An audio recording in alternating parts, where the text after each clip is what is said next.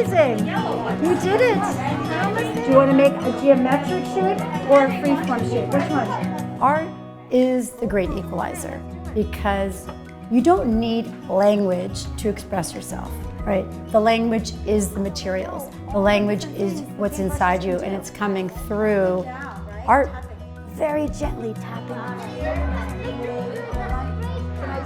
We have children that range in various language levels, beginning with emerging all the way up to commanding. We have children from Ecuador, Mexico, Bangladesh, Nepal.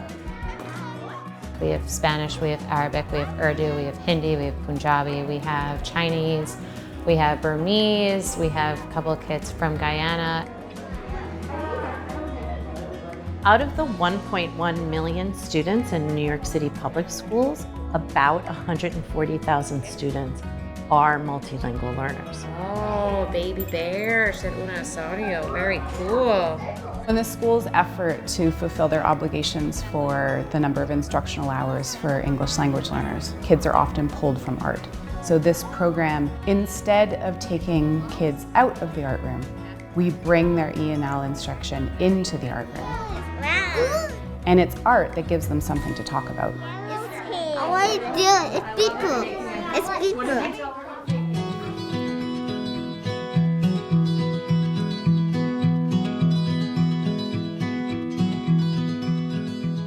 So my animal was part tiger and ram and pigeon.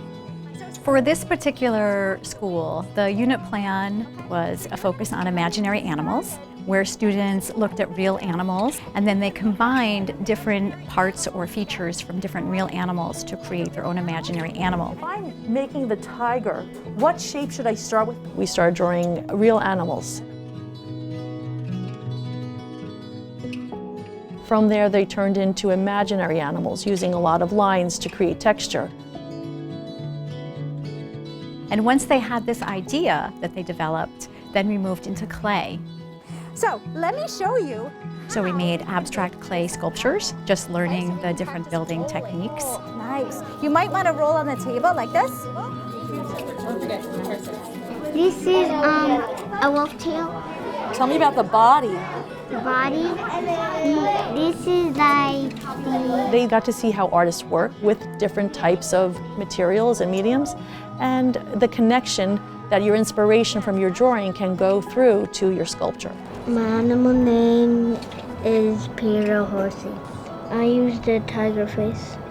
I pinched and pulled, and I kind of did like this. I tapped it. My imaginary animal name is Windlander. I use bird wings. I use the crab's mouth. I use elephant feet, but it's sideways. And I made a hole for to eat. We're going to be making a collage. What do you think a collage is? For the residency here, they did collage and painting. And you glue them in a paper. The art projects that we do with them culminate in a final piece. But what's really important is the exploration, the time to really just explore with the materials and get comfortable. When they're painting, it's about exploring with the brush and learning about different brush strokes.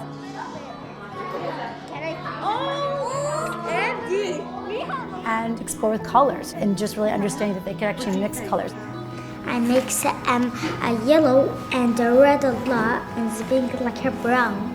And I make it green, the face. I make it blue and yellow, the pink, green.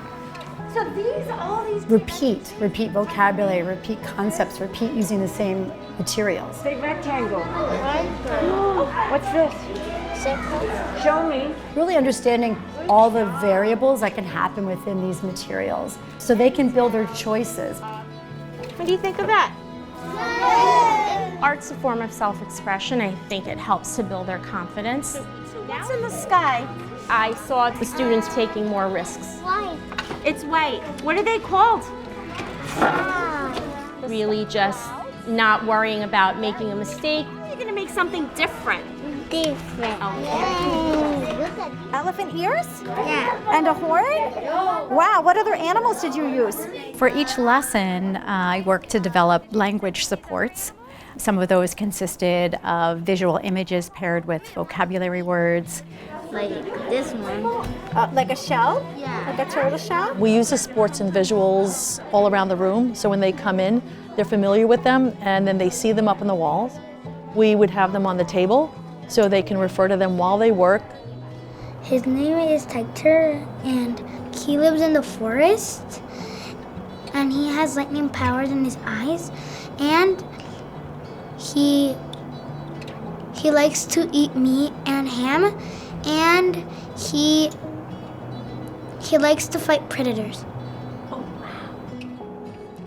So Oscar, can I show yours first? Is it okay? Tell us how you made part of your sculpture. Look up here.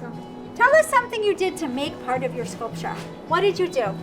I think what's the most exciting about this is really seeing the language development that takes place. I said stop. Okay, so where did you do them? Where did you roll? What did you do? Which part did you roll? When students are supported in a way, if you give them the correct tools, here's an image of different animals, here's an image of the ways you can work with clay. When you have these resources along with the vocabulary words, you have a way that you can communicate your ideas. Oscar was new to the school. He came in without any English, but he could then go point to the lines that he loved to do or the different parts. So it allowed them to be included in all the aspects of the discussion, and I feel this gave him an outlet. Turtle. Lion, horse, and ram. Wow, those are a lot of mixed up animals. So with that kind of environment, everybody wants to participate. So when I ask a question, some of those ENL students, they can't say the words, but they just want to.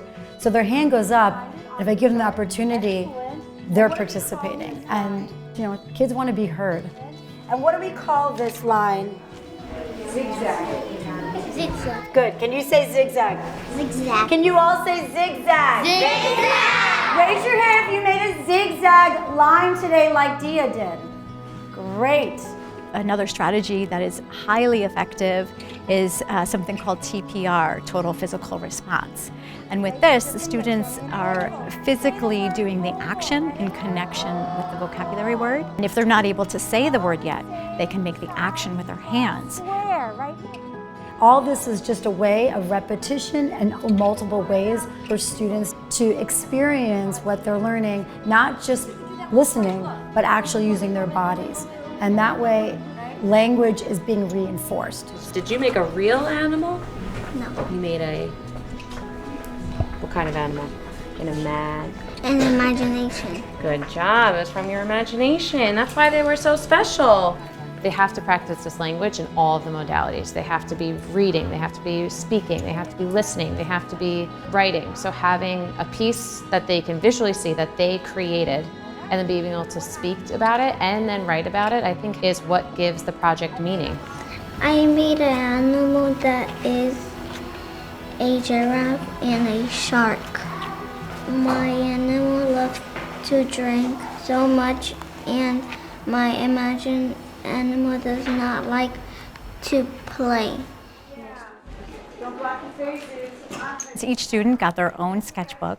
They were able to use that to make drawings of their ideas, and also the weekly writing prompts.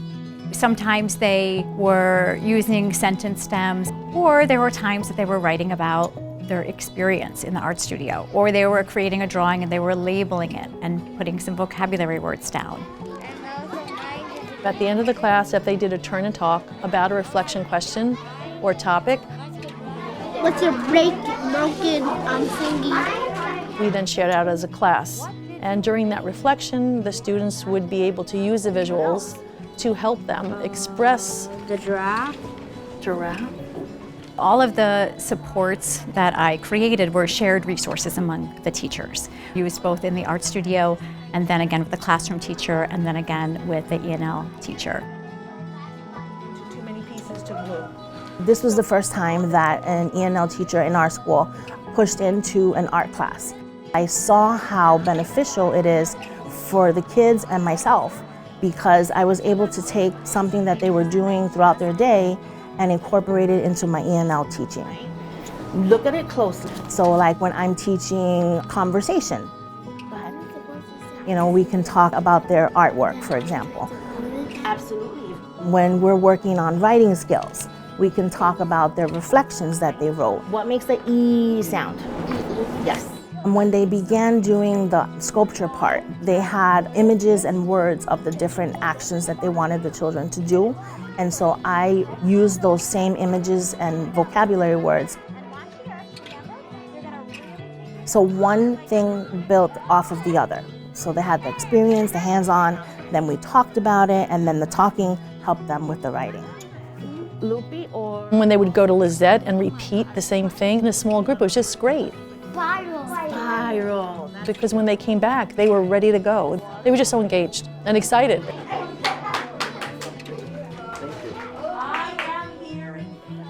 So by having push-in, you have two wonderful outcomes. Not only is the student able to stay in the art room, but also there's this wonderful cross-fertilization between the ENL teacher and the art teacher, whereby the ENL teacher is experiencing how powerful visual art can be for their students in acquiring language. And the classroom teacher, art teacher, or studio school artist can learn techniques from the ENL teacher to support their MLL students better. It's a wolf, and he has a green eye and spikes. This is a pig tail. These are the ears, and these are the eyelashes. This is the white mouth. I think this program's legacy is that we're influencing classroom teachers, ENL teachers, and art teachers to see the benefits of collaborating together, that together they can really build a support system for these students to become better learners. Triangle. Ooh, a triangle, right? The zigzag.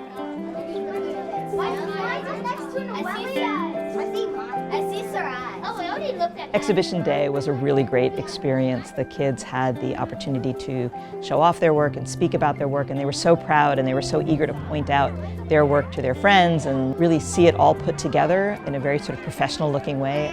I think they really took a lot of pride.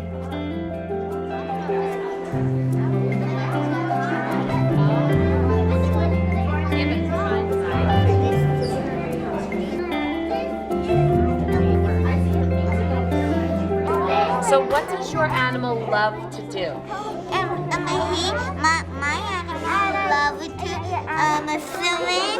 Swimming. And flying. And flying. Excellent. You can give me another kind of line. I'm going to choose a quiet. This has been the perfect example of what a residency should be, because it's been so inspiring that our teachers are already planning to continue this work next year and beyond. I loved it. And Helen and I were already talking about how with one grade level we're going to experiment next year. So I would create my lessons based on her curriculum for the year. This program really brought out the best in these kids. There's always hurdles that these kids need to overcome every day that their peers don't have to. So this was something that put them on the same playing field as everyone else. I do zigzag and then curvy and then this. I know personally it's inspired myself and the other ENL teachers to want to do more with the kids.